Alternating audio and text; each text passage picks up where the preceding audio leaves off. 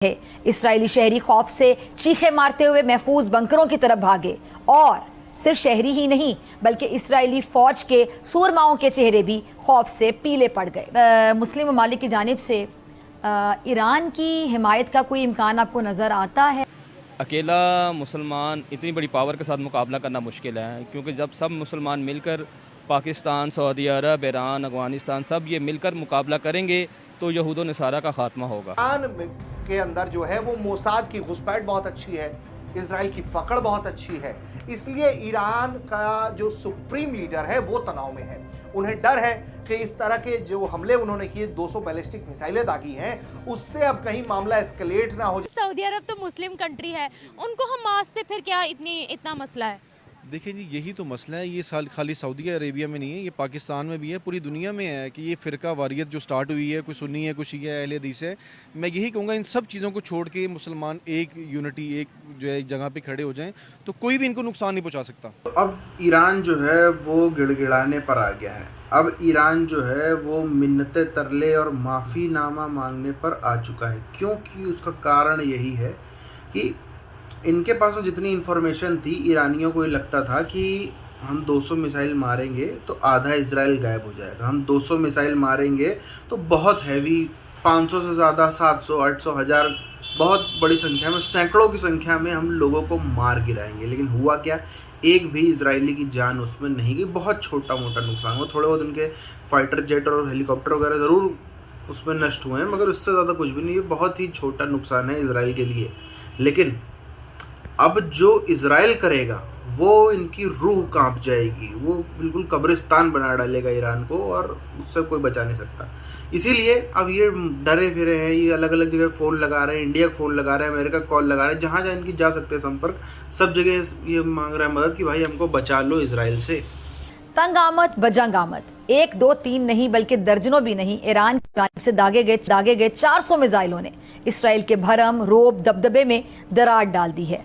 वो इसराइल जो बच्चों, खवातीन, बीमारों, ज़ईफ़ों और नहत्ते शहरियों पर बिला रोक टोक आसमान से बारूद बरसाकर मसल्स दिखाता फिरता था, कल उसके शहरों में भी खतरे के सायरन बजते रहे। इस्राएली शहरी खौफ से चीखें मारते हुए महफूज बंकरों की तरफ भागे और सिर्फ शहरी ही नहीं बल्कि इस्राएली फौज के सूरमाओं के चेहरे भी खौफ से पीले पड़ गए। लिहाज की जाती है, इससे इसराइल को वो खुली छूट दे दी गई है कि उसने लबनान छोड़ा और ना ही ईरान। इस्माइल हनिया को तेहरान में निशाना बनाया और हिजबुल्लाह के सरबराह हसन नसरुल्लाह को उनके दफ्तर में शहीद करके जिम्मेदारी भी कबूल कर ली। यानी जो करना है कर लो, कोई इनको पूछने वाला नहीं है। और इस बदमाशी पर ईरान ने फिर अपने इंतकाम का वादा गुज़िश्ता रोज़ इसराइल पर 400 मिसाइल दाग कर पूरा कर दिया। इन मिसाइल हमलों में कितना नुकसान हुआ, इसकी जो डिटेल्स हैं, तफसीलात हैं, अभी आना बाकी हैं। लेकिन एक बात बड़ी क्लियर है कि खित्ते में तबले जंग बच चुका है। यह हालात अब कहाँ जाते दिखाई देते। मुस्लिम ममालिक की जानिब से ईरान की हिमायत का कोई इम्कान आपको नज़र आता है? क्योंकि ईरान की जानिब से तो बाकायदा अब ये स्टेटमेंट आपने सुनी होगी, ईरान ने इसराइल को ख़बरदार किया है कि जो अगला हमला होगा वो इससे ज़्यादा शदीद होगा और तकलीफ़ दे होगा।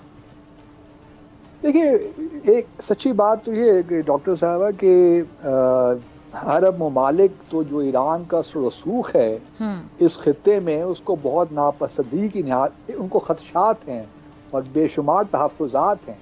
वो हिजबुल्लाह को भी उसी मस्बत मनफी अंदाज से देखते हैं, वो हमास को भी मनफी अंदाज से देखते हैं। आप जानती हैं हूतीज़ और सऊदी। तो मैं नहीं समझता कि अरब दुनिया या OIC फॉर दैट मैटर, अभी देखिए ना, यूनाइटेड सिक्योरिटी काउंसिल का इजलास भी हो रहा है, उसमें लेबनान भी तकरीर की, ईरान भी तकरीर कर रहे हैं, लेकिन उससे कोई करारदाद वगैरह पास नहीं होनी, सिर्फ स्टेटमेंट्स की हद तक बात है। तो मेरा नहीं ख्याल कि ईरान ये तवक्को रख रहा है कि मुस्लिम दुनिया उसके पीछे खड़ी होगी। तो एक तरफ इजराइल के प्रधानमंत्री बेंजामिन नेतन्याहू ये कह रहे हैं ईरान के लोगों से कि आप लोग अच्छा जीवन डिजर्व करते हैं, आपको अच्छा जीवन मिलना चाहिए।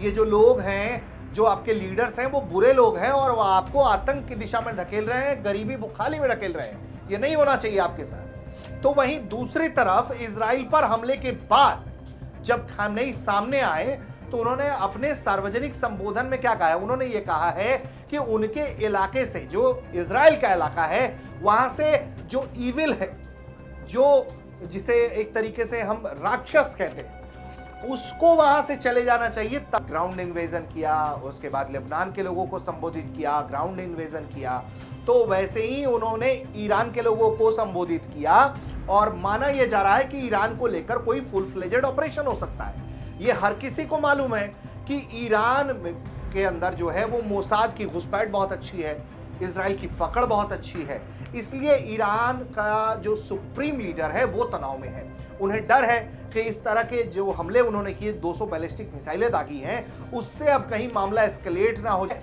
और उस तनाव के बीच खamenei सामने आए हैं और एक तरह से वो शांति भाईचारे की बातें कर रहे हैं, पूरे इलाके को शांति कैसे मिलेगी इसकी बातें कर रहे हैं।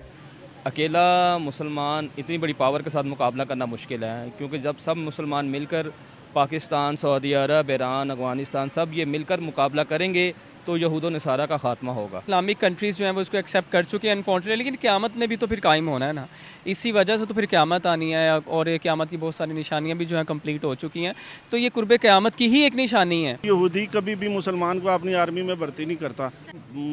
मुनाफिक तो हर जगह पे होते हैं, उसको आप मुसलमान तो नहीं कह सकते, वो मुनाफिक ही होगा जो ऐसे ही खुद किसी का आलाकार बन के, जैसे दूसरी जंग अज़ीम में हिंदुस्तान से मुसलमानों को लई के तो मुसलमानों को ही मारते रहे हों, तो मुनाफिकीन तो हर जगह मौजूद होते हैं, काली भेड़ें हर जगह मौजूद होती हैं। इसका सदेबाब हम सबको मिल के, ख़ास तौर पे हम मुसलमान जो है वो जिस्म की मानिंद है, तो किसी एक जिस्म के हिस्से में चोट लगती है तो पूरे जिस्म को दर्द होता है, तो वो मुझे तो ये लगता है कि मुसलमानों ने वो हिस्सा जो है ना वो उखाड़ के ही फेंक दिया है।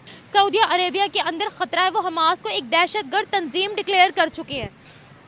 देखिए, दहशतगर्द तंजीम तो जो है वो पता चल गया है। ये जब लास्ट भी आलमी जो अदालत में हुआ था मामला, उसमें भी ये तय पाया गया था, ये कह दिया था, सबने कह दिया था उठ के भी, जो है इसराइल जो है वो एक दहशतगर्द ममालिक है, मुल्क है। तो इसलिए मैं नहीं कहूँगा कि हमास जो है दहशतगर्द है, उनके साथ जुल्म और ज़्यादती होती रही है, तो इस वजह से उन्होंने ये कदम उठाया कि दोबारा जो है वापस अटैक किया इसराइल पे। सऊदी अरब तो मुस्लिम कंट्री है, उनको हमास से फिर क्या इतना मसला है? देखिए जी, यही तो मसला है। ये खाली सऊदी अरेबिया में नहीं है, ये पाकिस्तान में भी है, पूरी दुनिया में है कि ये फ़िरका वारियत जो स्टार्ट हुई है, कोई सुन्नी है, कोई शिया है, अहले हदीस है। मैं यही कहूँगा इन सब चीज़ों को छोड़ के मुसलमान एक यूनिटी, एक जो है एक जगह पे खड़े हो जाएं, तो कोई भी इनको नुकसान नहीं पहुँचा सकता। तो ठीक है, उन्होंने ऐसा कहा है और वो गलत कहा है, मैं तो ये कहूँगा कि गलत कहा है। फ़लस्तीन हमारा हिस्सा है, हमारे दिल का टुकड़ा है, एक उनका साथ देना चाहिए क्योंकि वो मुस्लिम कंट्री है। सर, मुसलमान तो पाकिस्तान के अंदर भी बसते हैं, लेकिन कभी हम उनके लिए खड़े हुए, कभी भी नहीं खड़े हुए। तो खामोशी रही है।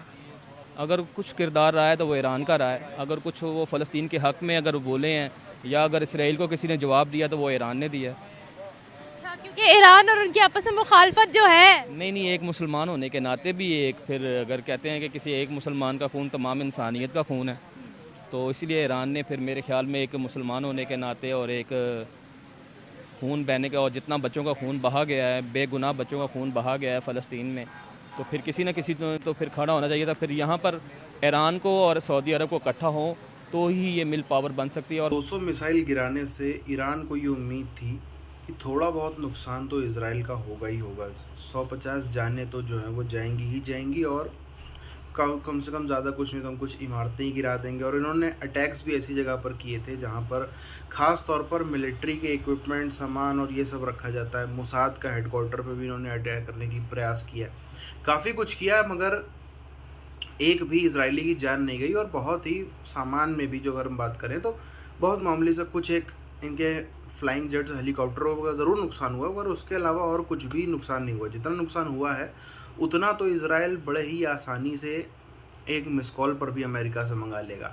उससे ज़्यादा तो आप देखो, ब्रह्मोस मिसाइलें इंडिया भेज रहा है, बाकी सब कुछ हो रहा है बहुत ज़्यादा। उससे ज़्यादा तो कोप अप ऑलरेडी कर लिया इजराइल ने। मगर जो बड़ी चीज़ है वो ये है कि अब ईरान को समझ में आया, क्योंकि अब ईरान में पहले बात तो यहीं से आप समझो ना कि नॉलेज कितनी होगी ईरान के पास में, कितना दिमाग लगाया होगा जो उन्होंने सोचा कि अगर हम 200 मिसाइल मारेंगे तो कुछ नुकसान हो जाएगा, बिना ये सोचे समझे कि उनका कुछ नहीं बिगड़ेगा। अगर इतना पता हो किसी को, अगर आपको भी पता हो, आप ईरान के प्राइम मिनिस्टर हो, आपको पता हो कि 200 मिसाइल मारने के बाद इतना नुकसान होगा जितना हुआ, मुट्ठी भर का, चुटकी भर का, तो क्या कोई मारोगे? कभी नहीं। कोई भी समझदार आदमी ऐसी बेवकूफ़ी नहीं करेगा। मगर अब आप यही समझ सकते हो इनकी इंटेलिजेंस कितनी तगड़ी है इनके पास में। इंटेलिजेंस क्या है तो सिंपल गूगल कर लो तब भी ये इन्फॉर्मेशन मिल जाएगी, आयरन डोम की पावर क्या है, बाकी सब क्या है। मगर खैर ईरान वहाँ तक पहुँच नहीं पाया, और अब खबरें आ रही हैं ईरानी प्राइम मिनिस्टर के पास, ईरानी प्रेसिडेंट और बाकी सबके पास कि इज़राइल हमला करेगा।